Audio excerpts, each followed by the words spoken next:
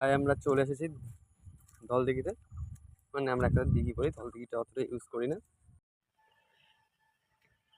ওয়েদারটা দেখো গাইস, কি কাদা জল জমে গেছে, যাওয়াটা খুব টাফ, তাও যাবো। আমাদের গঙ্গারামপুরের ধলদিঘি, এখনো ঝিমঝিম ঝিমঝিম করে বৃষ্টিটা হচ্ছে। জাস্ট ওয়েদারটা দেখো। এটা হচ্ছে আমাদের দিঘি, হয় ধলদিঘি, একদম আমাদের বাড়ির পাশেই। জাস্ট আকাশটা দেখো, চারদিকটা কত সুন্দর। ওয়েদারটা হালকা হালকা হাওয়া হচ্ছে, বৃষ্টি পড়ছে হালকা হালকা।